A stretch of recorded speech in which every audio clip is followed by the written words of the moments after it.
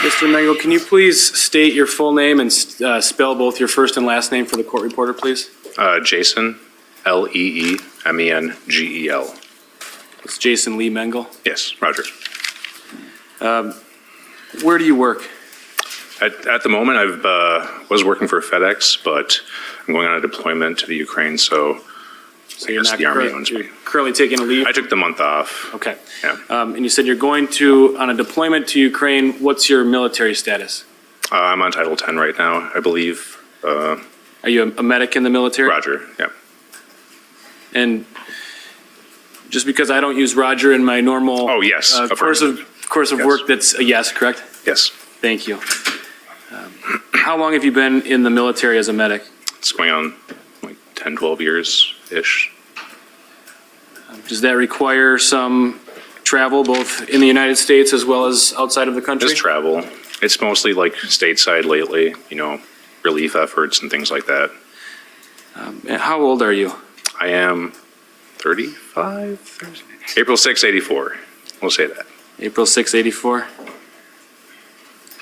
And what city or municipality are you initially from? Initially from? Yes. I guess you could say initially we could do Medford, Wisconsin? Medford, the Taylor Wisconsin. County area. And just generally, what city do you live in currently? Currently, Eau Claire County. And in the time period from the summer of 2017 through March of 2018, were you living in the city of Eau Claire? In what time frame? September 2017 through March 2018. Yes. Are you familiar with a place, Racy's Coffee Shop? Yes. Is that a place that you have frequented as a customer? Oh, yeah, I go there quite frequently. Okay. Is that a place that you frequented as a customer from that same time period, summer 2017 to March 2018? Yeah, about pretty much every day. And if you could describe for the jury a little bit about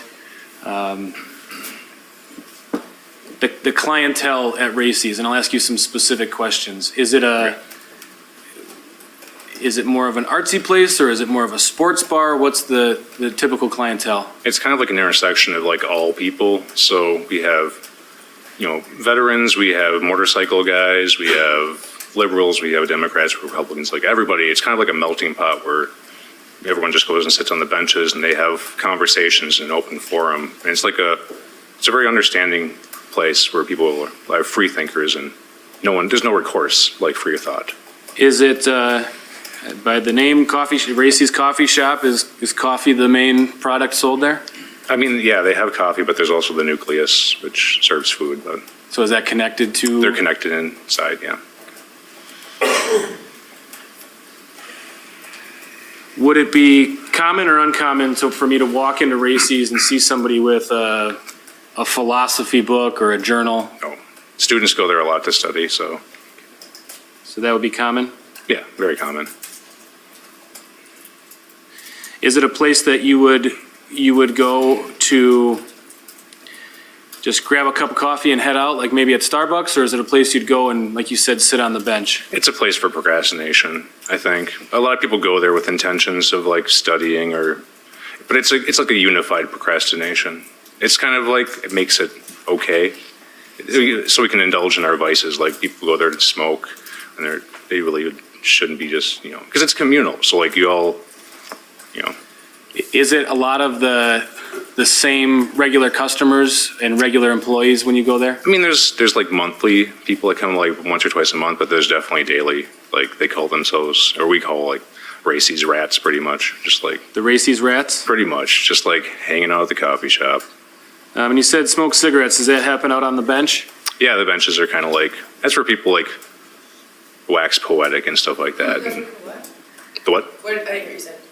If you repeat what you said. For which part? You said, the benches that's for people, and then I don't know. Like wax poetic, like just like people will go on rants about Trump, or they'll go on rants about anything, just about anything. Like I talk a lot about bikes out there because I'm very I'm sorry, I pro-biking. didn't hear. I talk about what? Bicycling. I talk a lot about bicycling out there because I'm very pro, I don't know, I'm an enthusiast for cycling, so. So it's a place where if you're going to have a smoke, you step outside, sit on the bench and have a conversation. Yeah, and everyone gives each other their fair, quarter for the conversation. Is it would you describe, so let's, speaking more of the regulars, the dailies, is it a close-knit group of people or are there cliques? Sorry. Yeah, exceptionally close. Like, there's been a lot in people's lives at that place that people have experienced through each other. So, losses of friends, family members, people that move away, marriages, things like that. Like, yeah, it's always sad to see someone go somewhere else, like someone move to Portland or someone move, Is it like the coffee cheers kind of place? You could equivalent it to that, yeah. Now, did you know Alexander Woodworth? Yeah, he was a nighttime barista mostly, sometimes daytime shifts, but. So you would see him at races? Yeah, I would get off work pretty late, so a lot of times if I was coming back into town, he would be running the night shift, so. And John Hanson, was he somebody that you would see at races as well during that time period? Yeah, we were very close. Now, Ezra McCandless, are you familiar with her? Yes, Is the person you know as Ezra McCandless in the courtroom today? yes. Can you identify where she's located by just describing a general area and then an item of clothing, please? Pink blazer to my left. At the table to The my first table, right? yes. Yep. I'd ask the record reflect identification of the defendant by this witness. The record will reflect that the witness has identified Ms. McCandless. Now, was the defendant part of the races crowd? Yeah, like I met her there, and she was sort of inducted into it through, like, she was away from her family, so it was kind of like a close-knit family, so I think she just needed a strong center for a little while. And what was your, speaking of the summer 2017 to into early 2018, what was your relationship with the defendant? I can't recall exactly when we started. Were you dating during that general time period? It was like right after Eau Claire's festival, kind of, I ran into her there. In 2017? I believe so. And I'm not familiar with the Eau Claire's festival. Was that during the summer? Yeah, I think it was during maybe August, July, somewhere around there. And when does it sound accurate that early February 2018 would have been the end of your relationship with the defendant? It sounds good. I mean, I wrote out a timeline at one point when I've repressed a lot of this stuff, so the times are like not very kosher with me anymore. That sounds generally accurate, though? Sounds generally accurate. Now, is there an age difference between you and the defendant?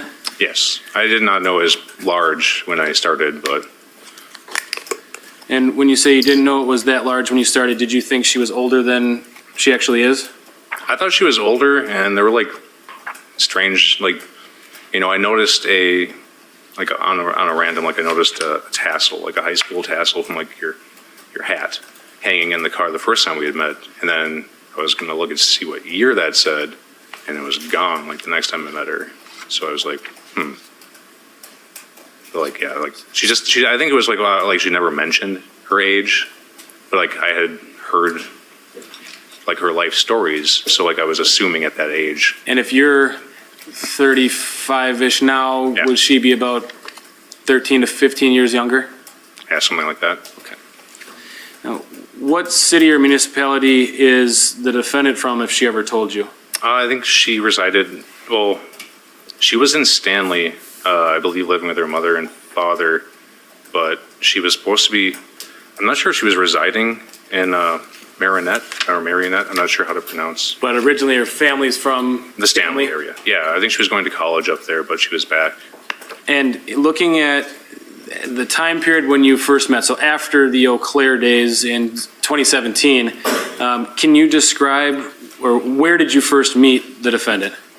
Where did I first meet her? Yes. I got a flat coming into town after work, right by Just Local Foods. So I walked my bike back to Racy's. Alex Woodworth was there. He was working the night shift. And pounded on the door because he would lock up. But a lot of times if like you made an effort, he would just give you, I mean, they toss most of the coffee out. So he opened the door, said we're closed, gave me a coffee in a to-go cup, and then. And where did you go once he gave you the coffee? I sat down on the bench and kind of let out a huff, like a sigh, and she popped up. She was laying down so like I was on like the furthest to the left bench. She was on like the right bench, laying down. And when you say she, you're talking about the defendant? Yes. Okay. Was she using the Wi-Fi there, if you know? Yeah, she was using the Wi-Fi. And what do you know about, did the defendant have a cell phone that had service, or did she need to be connected to Wi-Fi?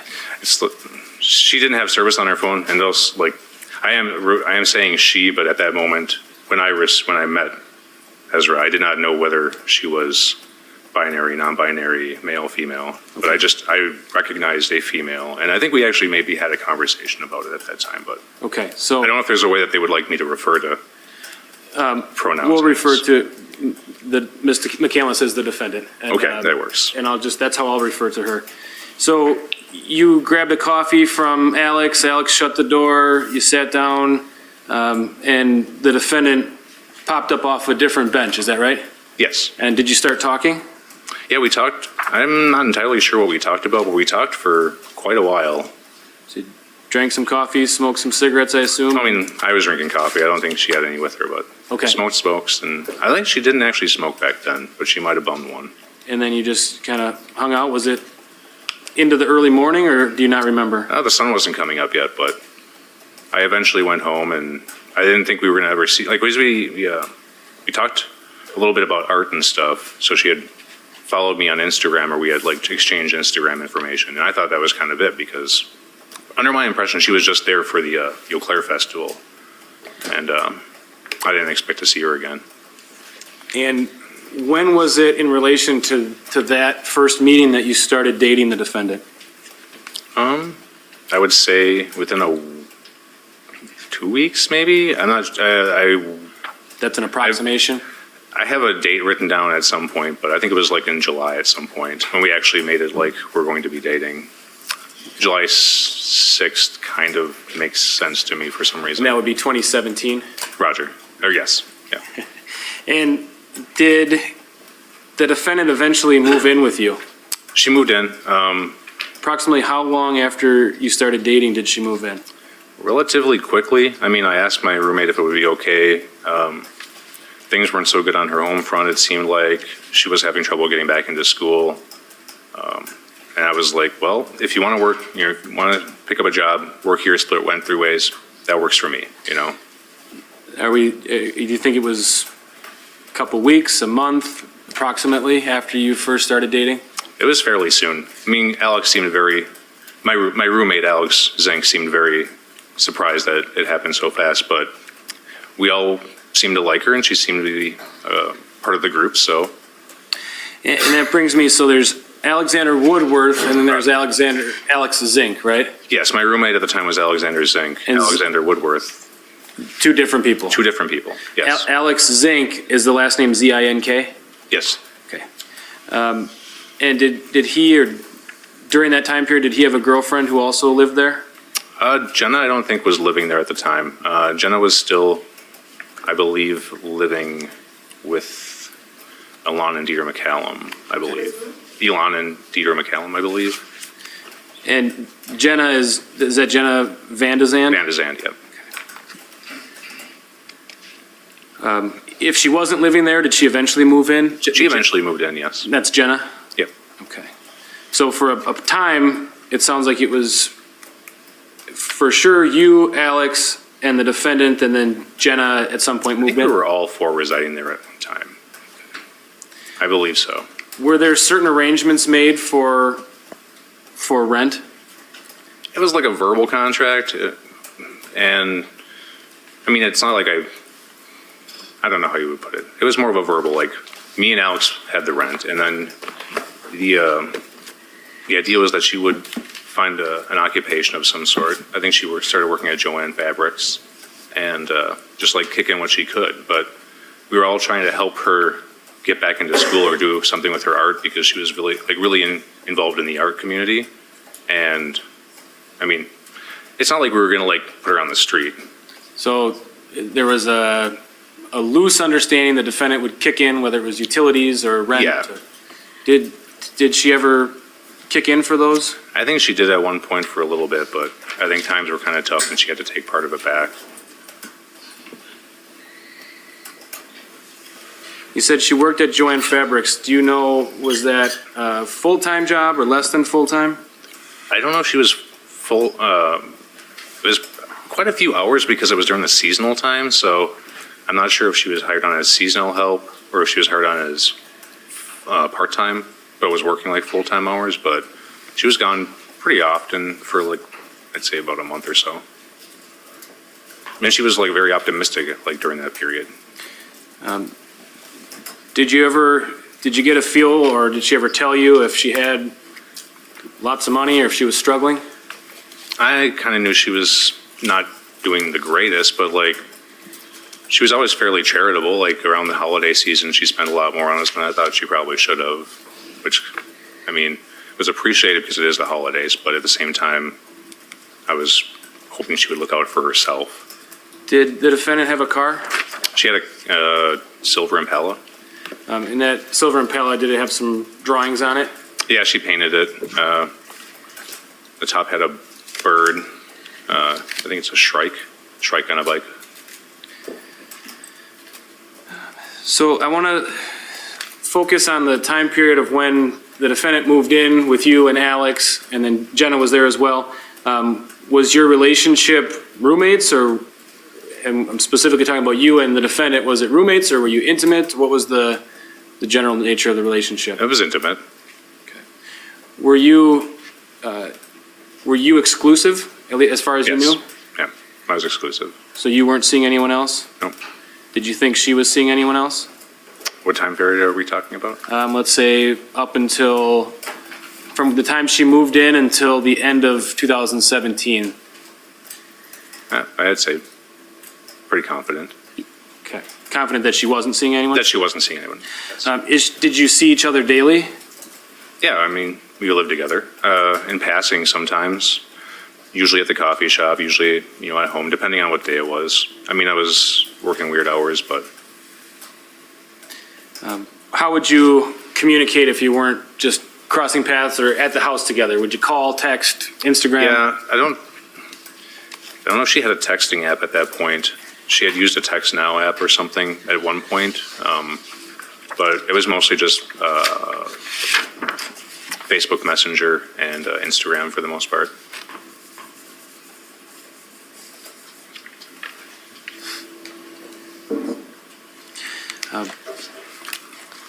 Without getting into your personal finances or anything like that, did you provide certain things for the defendant, meaning food, money for gas, anything like that? Judge, I'm going to object. I think this is really getting far afield, their financial affairs. I don't think money is an issue in this case. I'm going to overrule. You may answer. Go ahead. I mean, we provided, so like, I would say that it was becoming a little financially straining because me and Alex, I didn't want it to ruin our friendship financially because he felt like with the situation. Object to him testifying as to what his roommate Alex Stain, felt. what, I'll ask a follow-up question to clarify. Were you paying rent and not getting contributions from the defendant? Yes, I was paying rent but not getting contributions. Okay. Were you emotionally invested in each other? Yes, very much. Did you say I love you back and forth? Often. Did you have a certain tagline for Instagram messages or? A tagline, like a thing that we would say often. When you'd say goodbye, was there anything specific you'd say? Yes. Is it, you are loved and you are valued? Yes. Yep. Sorry. And would that go back and forth? Very You would often. say it to her, she'd say it to you? Yes. Did you ever meet the defendant's family? Oh, yeah. I met them on a very auspicious occasion, but yes. Did that include her mother, her father, grandparents? Yeah, she had a very large family. I only realized it once I started meeting them all that there was, a lot of personalities in the house. And did she introduce you to them? I met her mother initially at the clinic after her car accident, and then I kind of, through that, met everybody else. I didn't know how to meet them with the age gap. I didn't know if it would be awkward or weird, so I wasn't opposed to it, but it kind of came at a strange time. And she seemed to trust me quite a bit because she stayed at the hospital, finished up stuff, and then I drove Ezra back to their place. And Was it a relationship where you would go to family functions, whether it was a holiday or a yeah, picnic? from time to time. I wasn't always privy to that kind of stuff because I'm not much of a holiday person, but she would ask me, and I was always welcomed, whether it was Christmas, Thanksgiving, anything. Were you close enough that you had at least some of her family members' phone numbers in your phone? Yes, I had a few of them. What were some of and we'll just briefly touch on this, what were some of the things that you and the defendant would do in your free time? You mentioned biking. Is that something that you Yeah, I shared? bike a lot. Did you and the defendant bike together? Oh, yeah. Yeah, I built her up a bike. Did you go hiking, get coffee, things like that? Go hike and get coffee. Photo walks once in a while. I wasn't really into photography, but she was very into photography. And I assume, were there some ups and downs in your relationship? There always is, yeah. But there were times when you certainly were happy. Oh, yeah, yeah. Your Honor, if I may approach? You may.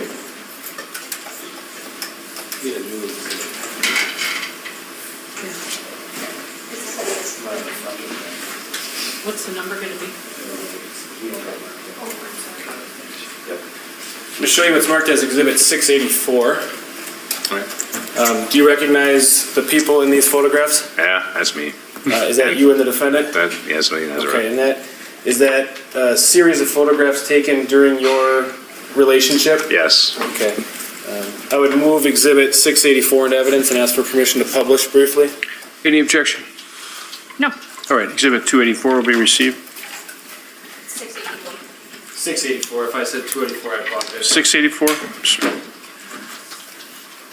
Now, Mr. Mengal, those are obviously photographs of one of the happy times, right? Yeah, we were just on the couch goofing around. Okay. During your relationship with the defendant, was there ever talk about a future between the two of you? Yeah, we meshed very well. I thought that there was probably some type of future, and it was, initially it was very good. Was there ever talk about potential marriage at some point? I think we joked about it quite a bit. It was kind of like a running trend. I don't think we took it super, super seriously, but we had, I would call her my wife once in a while just for fun. She'd call me her husband. In a flirtatious kind of way? Yeah, yeah.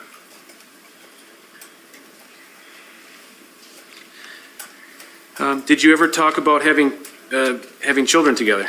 No. At some point early on in your relationship, did the defendant get pregnant?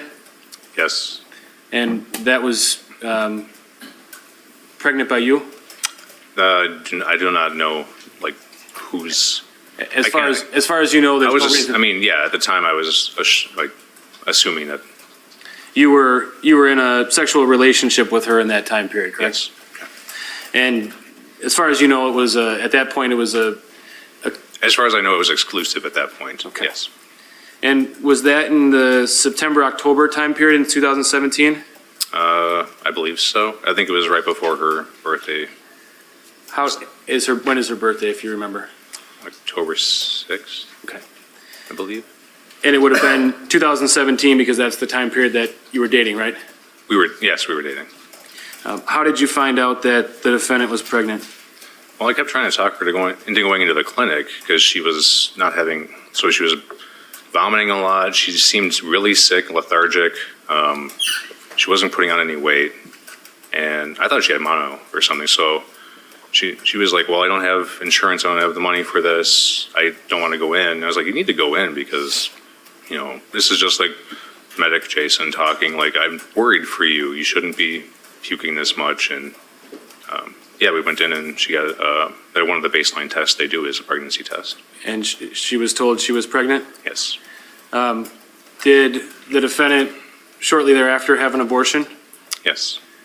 Did you and the defendant ever discuss whether or not she would have an abortion?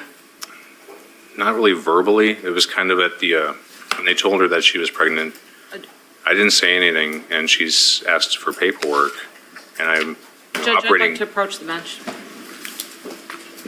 So, Mr. Mengal, I'll ask a different question, same area. So, is it fair that you didn't have much of a verbal conversation about whether or not the defendant would have an abortion? I'm under the understanding that it's the woman's choice. So, like, when the actions were started, I just stepped back and let what happened happen because. So there wasn't a real conversation about No, it? I wasn't going to like tell her what to do. You certainly didn't pressure her to have one, correct? No. And the abortion, that eventually happened in Minnesota, is that right? Yes. And you drove her to the clinic, or you went with her at least? I went with her. Yes. And you paid for the abortion? Yes. And when you got to the clinic, she told you that she didn't want you at the clinic, correct? Yeah, it was very strange because I didn't know. I mean, it was a very surreal situation for me in general, but I thought that she would want me there for support, but then she told me that she just wanted, she didn't want me to see her like this or any of that. So I was understanding, and I kind of just hopped on a bus and bummed around town.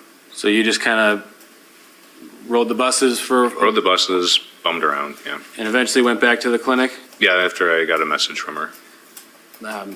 Prior to the abortion, you mentioned that your relationship was intimate. Was that, did intimacy change after the abortion? Yeah, it was very, very minimal. Would you, and I should have asked this earlier, the sleeping arrangements up to that point, when she first moved into the apartment, did you share a room Yep, we shared a room. and shared a bed? Yes.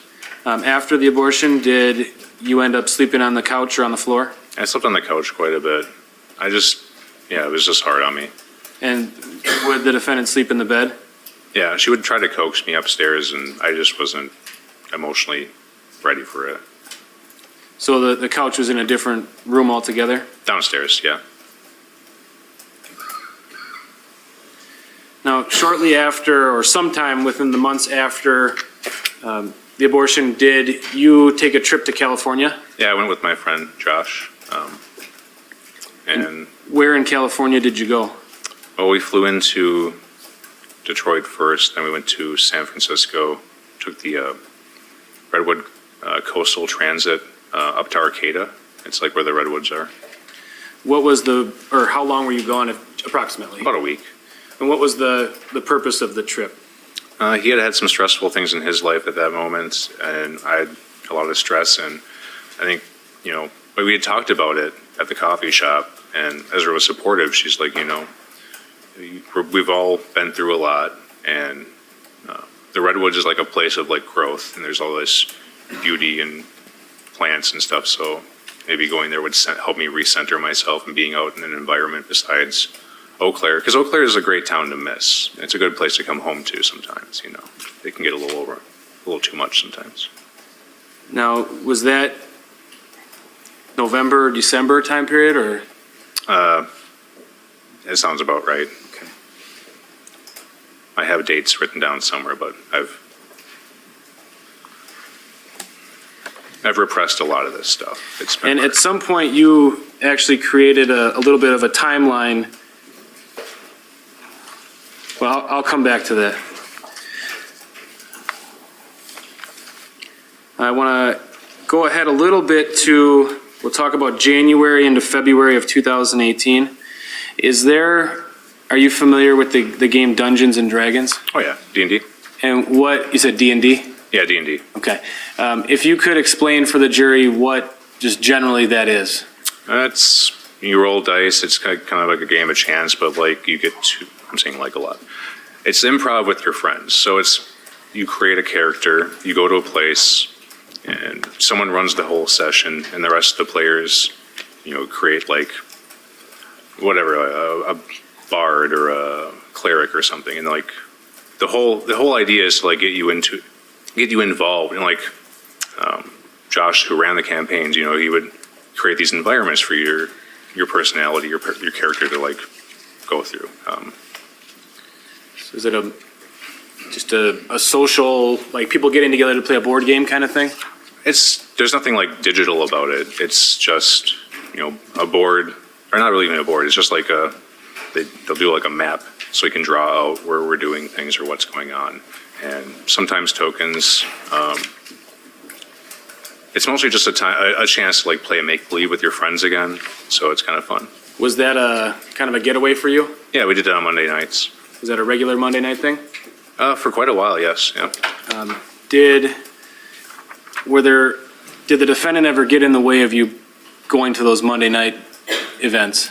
There were times. I mean, I thought it would help her, so I kind of inducted her into the group to like, kind of push Josh to like let her play too, because I thought maybe a little fantasy and like something would get her out of character and like her life for a little while. But she didn't like the numbers so much in the game, and she always kind of felt like she wasn't doing as good, or she couldn't pretend as good as people. So she stopped coming, and then there were a few times where I don't know if she just didn't want me to go because she was worried I was going to talk bad about her or something, but like she would find a reason to try to make me stay.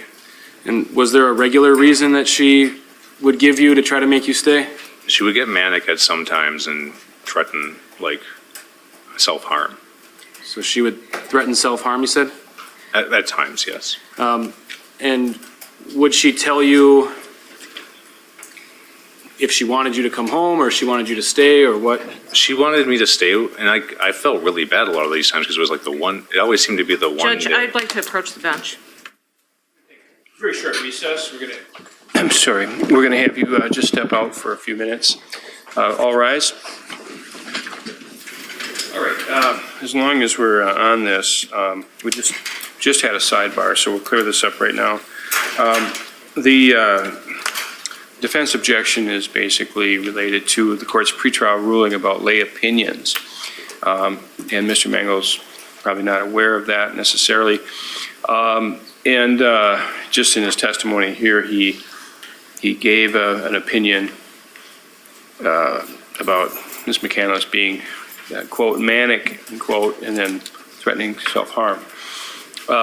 So that's the nature of the objection. So there was a suggestion that we do take a short recess with the jury so the court could give some instruction to Mr. Mengal. So, Mr. Mengal, you can testify to your observations, but not to your opinions. Okay? Okay, Roger. So you just have to be very careful about that, because sometimes witnesses tend to want to give an explanation before they give an answer. So if you would do your best to just focus on the question that is asked of you and answer that question without giving a preface or an opinion about someone else. There is a ruling, the court is not allowing any laypersons to give opinions about mental health or diagnoses, that sort of thing, unless they have the credentials and they've been called as an expert. So, however, you are allowed to give your observations about things that happen, things you see, things you hear, if you're asked about those things. Okay? Okay. But just keep in mind that a witness can only testify about things of their own personal knowledge with some exception. But anything else the counsel would ask that Mr. Mengal be instructed on? Not from the state, Judge. All right, is the defense satisfied with that instruction to Mr. Mengal? 1 minute, I'm just. Okay,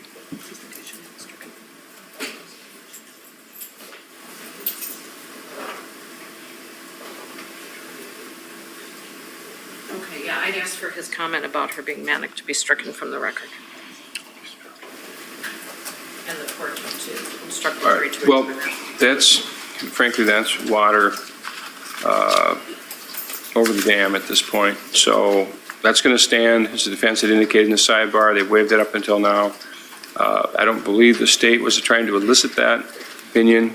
And so I think saying something more to the jury is just going to draw more attention to it. So I'm not going to say anything further. But again, I understand you're a medic, but you're not called Yeah, I'm not to give professional opinions.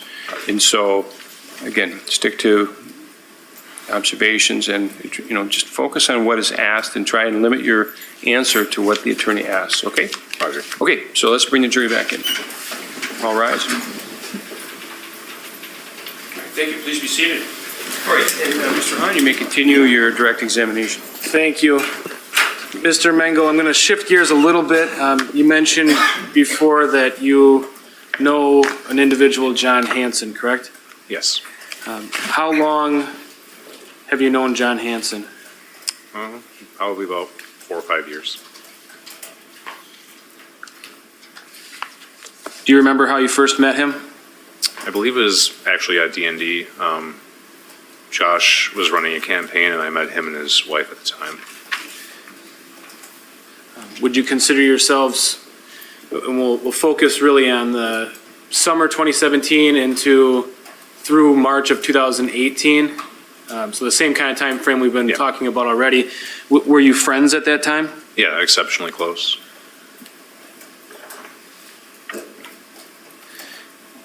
Did you ever hang out with John Hanson as well as the defendant at the same time? Yeah, on multiple occasions. As far as you could tell, were the defendant and John Hanson friends, or were they acquaintances? They were friends. They had interests and hobbies.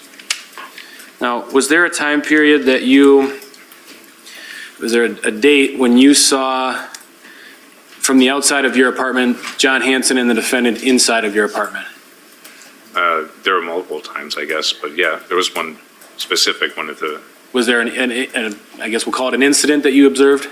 It seemed like an incident, but at the time I wasn't sure because. So let me just kind of walk through that one by one. What did you observe from the outside of the apartment? Well, he kind of was like doing a choking style maneuver, and she was trying to like break out of it. And that was, John was doing that to the defendant? Yes. Had you seen John do that to people before? Yeah, it was kind of a thing. Like it was, he has a military background as well, and it was more like I'm going to teach you how to do this in case an assailant tries to hurt you or something. I didn't think any of that, but I finished my cigarette. It wasn't of any warrant to me to rush in there. It wasn't shocking to you? No, it wasn't shocking. You didn't have the impression that the defendant was in any real danger? Duress, no. So you finished your cigarette and then you walked in. Do you remember what John did? He seemed kind of shocked, and then he left. Now I want to talk about February. Do you remember, so this is February 2018, do you remember being away on military assignment during that time period? Yeah, I believe so. Do you remember approximately how long you were gone? It was probably about 2 or 3 weeks. Was the defendant still living at your apartment in the beginning of February 2018? Yes. And did that change? While I was gone, yes. And you've talked to a number of officers in preparation for, or during this investigation, is that correct? Oh, yes, very many. And as far as, and you've also had an opportunity to review some of the transcripts of those recorded interviews? Yes. And if I was able to show you a portion of a transcript, would that help refresh your memory as to what dates you were actually gone in February 2018? I believe it would. Your Honor, may I approach? You may. Counsel, it's DOJ 4320. Should I be show you? Yes, please. All right, you can read as much of this as you need to, but I'll have you at some point focus in on the highlighted portion, and don't tell me anything out loud, just tell me when you've had a chance to review that.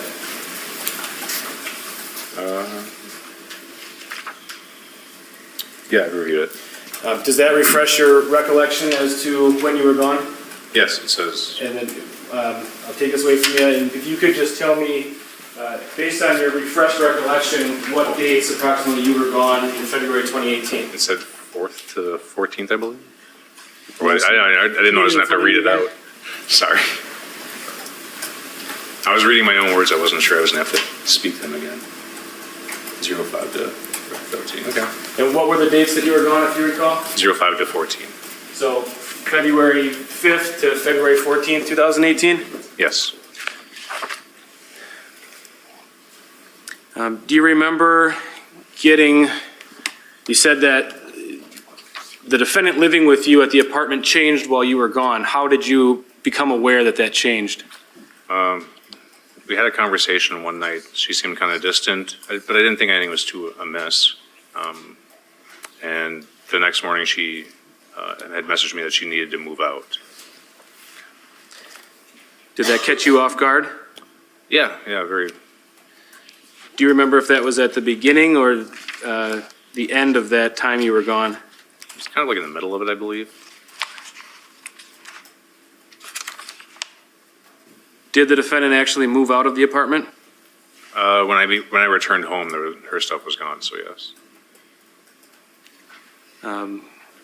So from the time period that the defendant moved out, and I'll ask you some follow-up questions, so I'm just looking for whether or not you're aware. Are you aware of where, so between the time period she moved out and then March 22nd, which is the date we're really here for today, are you aware where she lived? Different She locations? had multiple residences. at Okay. the time. Are you aware that she lived with her mother for a time? Yes. Did she tell you that? Yeah, she had told me. And did she tell you that she lived with her dad, Joe Shane, or Joe Carlin for a while as well? Yes. Did the defendant tell you that she was looking for an apartment in the Eau Claire area? Yeah, I believe her and Alex and I can't remember, Sarah, I believe, were possibly going to get an apartment together. So you said that the defendant and Alex, are you talking about Alex Woodworth? Alex Woodworth, yes. And Samantha, does that sound right? Samantha, yes, she's a teacher. Did the defendant ever talk to you about wanting to stay in Eau Claire? I think she wanted to stay in Eau Claire. I don't think she wanted to move back to Stanley. Were there times during the time period that, when she moved out, up into that March 22nd date, that she stayed in a hotel? Yes, How do you know that? I was there as well. Did you get the hotel for her? She didn't have any money, so yes. She didn't have money, so yes, you did? It was kind of a safe haven. She was not having a good, her home situation wasn't always optimal, so. So is it she? Judge, I'm going to object to that. Okay, again, just a reminder, Mr. Mengal, Yes. you don't have to explain, just answer the questions. So, can I go ahead, Judge? Yes, go ahead. So she needed a place to stay and you were helping her out. She just needed somewhere to stay. Was she welcome at your apartment anymore?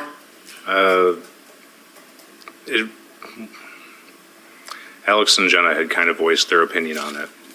Now, I'm going to object to anything Alex and John told him is here. Okay, I'll sustain on hearsay grounds for any content. So you, staying at your apartment wasn't an option, is that right? Yes, it wasn't an option. And I think you said this, did you stay at the hotel with her on the nights that there was a hotel for her to stay at? Yes. During one of the times that you were at the hotel, or a hotel, did you observe some messages on the defendant's phone? Yes. And who were those messages, if you know, who were the messages between? Between her and John. John Hanson? John Hanson, yes. Your Honor, may I approach? You may.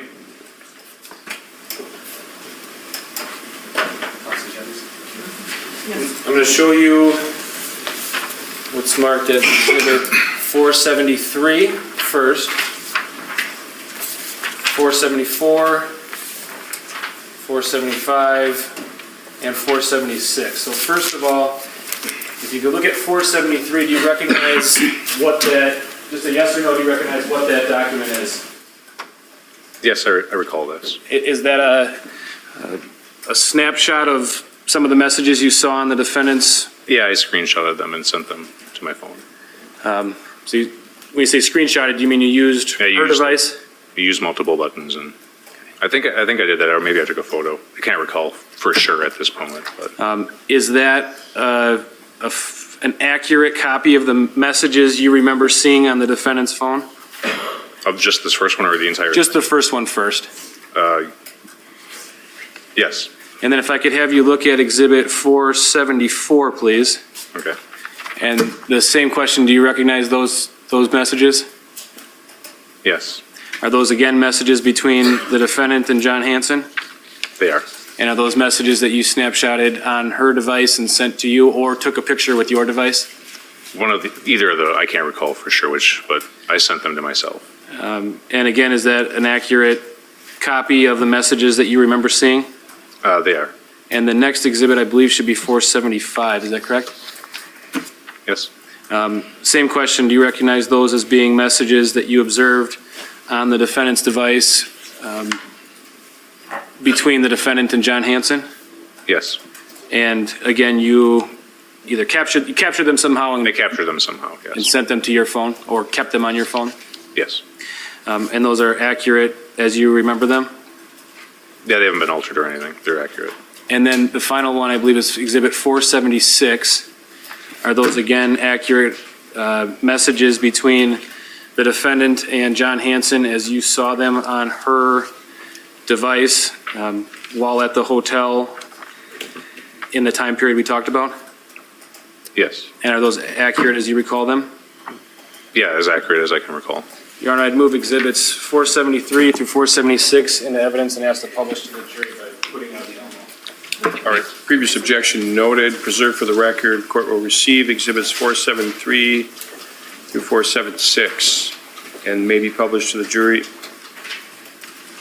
First is Exhibit 473.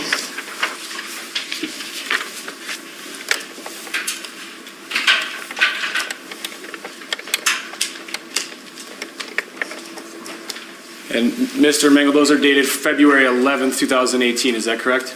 Yeah, I believe that's the sent date. And from your recollection of these messages, are you able to say which, either the blue bubbles or the white bubbles are the defendant or John Hanson? It's stressful looking for places, so that would be Ezra McCandless. Okay, so the blue would be the defendant Yes. and the white would be John Hanson? Yes. Okay, and if you could just read the first message from the defendant, from John Hanson at the top says, "Nice," correct? Correct. And how does the defendant respond? It's stressful looking for places, so that would be nice to relieve. And it actually says relive, correct? I think she meant relieve, but yeah, relive. And then the next message down is again from the defendant. What does that say? Judge, I'm going to object to Mr. I've Mengal. sustained, again, Mr. Mengal, just what you see, not what you yes, sorry. think or interpret or think she meant, but just what you observe, okay? Roger. Just keep going. If I could have you read the next message, starting with working out. Working out, again, does really make you want to fuck everything that's moved. And then the next message again from the defendant says what? Might also be a predator. And then the last message there, which is from John Hanson, is cut off. Is that right? Yeah, a body in motion wants to stay in motion. Okay, and I'll show you Exhibit 474. Does the top message pick up where that message left off? Yes, it does. If you could read the first blue message from the defendant, Are you going to pound this anytime soon? and the message below that is what? Sorry, I'm rude. Again from the defendant, Yes. and the response from John Hanson. Not this week. I have Warren. It's all right to be blunt. Just got to be all right with it coming back your way. How familiar, you're good friends with John Hanson? Yes, Are you familiar with whether he has a child? he does. And what is that child's name? Warren.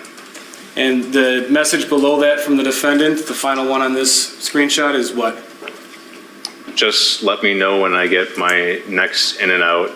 Also, hanging and doing art again would be nice because you're more than a good dick. Move on to Exhibit 475. If you could read, starting with the top message in the blue from the defendant, That should be nice. He's such a cool kid. and the response from John Hanson, Why, thank you. He's a good kid. I'm looking forward to spending some dad time with him. and the next message from the defendant. That melts my heart. I'd love to paint with him sometime. And then it looks like there's a date that says February 12th, 2018 at 7:40 PM, correct? Correct. And the next message from the defendant says what? Feeling like a snake today. What's wriggling in your mind? And there's another bubble with a date and time, February 12th, 2018 at 8:11 PM, correct? Correct. And what is the response from from John Hanson? I've been with Warren all day. My mind is pretty preoccupied. I'll show you Exhibit 476. Starting at the top, that's the message you just read, correct? Correct. And then there's another bubble that says February 12th, 2018 at 8:58 PM, correct? Correct. Yep. And what is the message underneath that from the defendant? That's understandable. Dad time. And then there's a bubble that says February 14th, 2018 at 6:45 PM, is that correct? Correct. And the message below that from the defendant says what? See something, say nothing, and drink to forget. Happy Valentine's. And there's another bubble, February 14th, 2018 at 8:27 PM, correct? Yes. And there's a message from John Hanson below that, what does that say? That's beautiful as Happy Valentine's. And Or Ezra. Ezra. And there's another bubble that says February 15th, 2018 at 12:14 PM, correct? Yes. And the last message from the defendant to John Hanson says what? I have a way with words, John. It's AHAH, correct? Yeah. Done with that for now, thank you.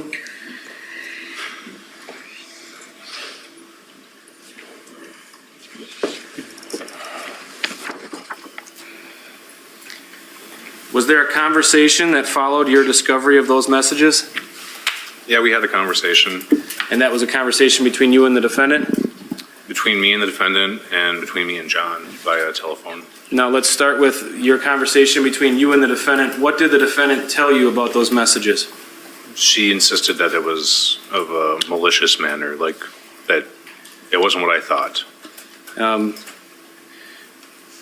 Did she tell you, and I don't want you to assume, I just want you to tell me what she told you if she did. Did she tell you anything that explains what you mean when you say it was in a malicious manner? Not until we had actually left the hotel because we went on a drive, but that's when she inferred to it being it's like an assault. Said that John Hanson assaulted her? Yes. Did she say whether that was before or after those messages that you saw? Did you say that before or after? I should rephrase that. So the messages aren't from the date that you saw them, are they? No, I think I screenshotted them to for my own levity. And I the, didn't get that. Can you repeat I screenshotted them for my own levity to save because I was thinking I was losing my mind in all these conversations with people. so the messages say February 11th through 14th as the dates. You didn't see them till a couple weeks later, is that right? Yes, until later on.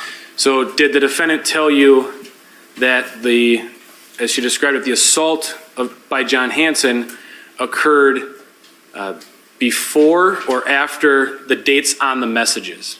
I cannot recall. I know that the assault happened while I was gone. And at some point, you actually created I created a timeline. a bit of a timeline, correct? Yeah. And that was based on information that you knew at the time you created the timeline? I was trying to make sense of it all. Did that have a date that you're aware of that you believe the assaults to have happened on? Yeah, I don't think I put it in. I put it on the paperwork, yes. And if I showed you that timeline that you created, would that help refresh your recollection as to when you believe the assaults to have occurred? Yes. Your Honor, may I approach? You may. Counsel, it's actually marked as Exhibit 455. I'm not finding it right this second.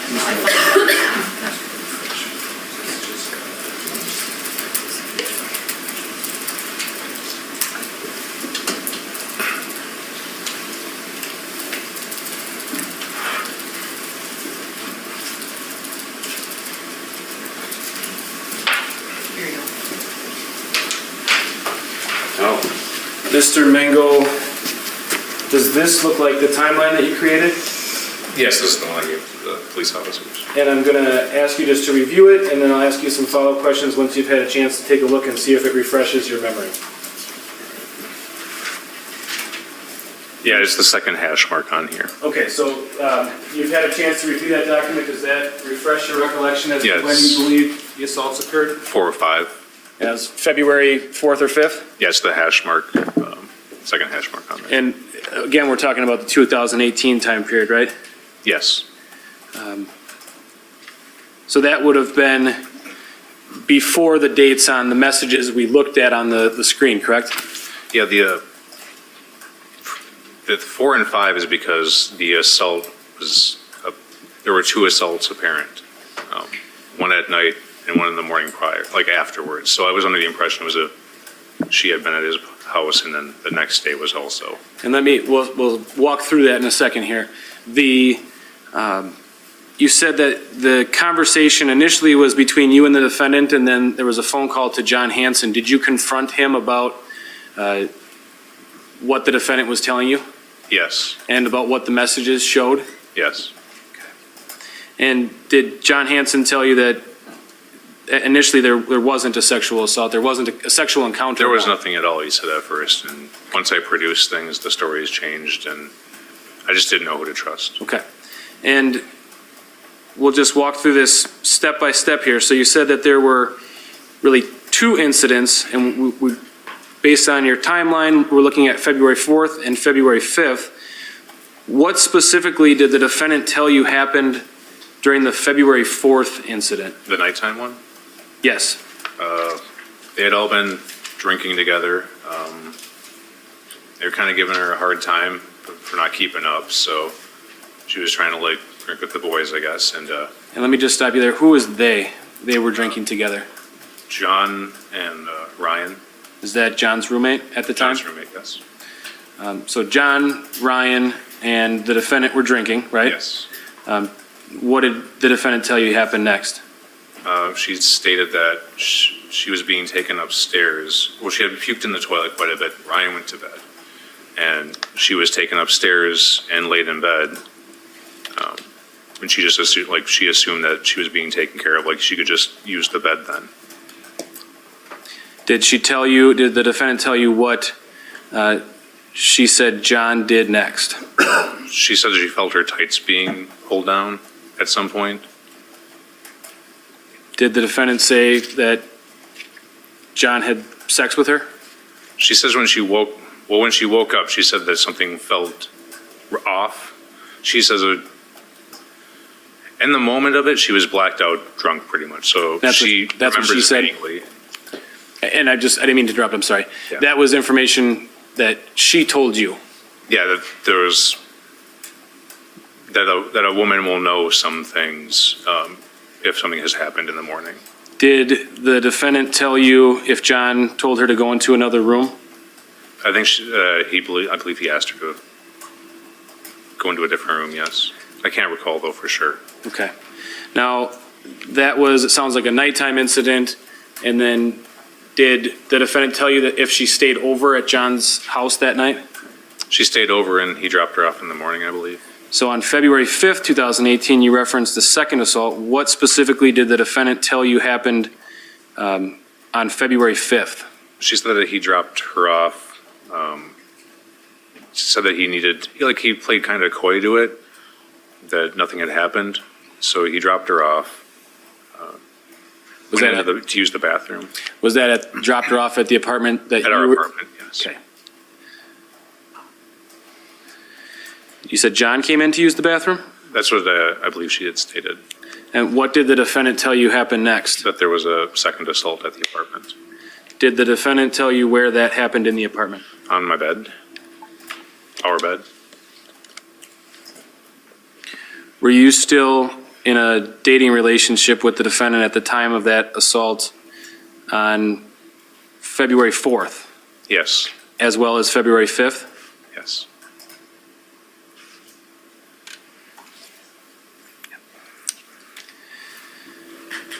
Did you have any artwork in your room at the apartment?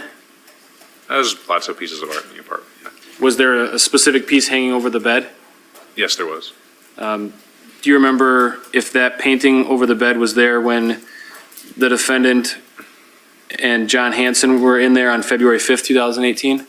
I believe it would have been. I was still there when I returned. Okay, so it was there when you left and it was there when you returned? Do you know what eventually happened to that painting? I know I gave it back because I felt weird. It had sentimental value and I didn't want it looming over my head.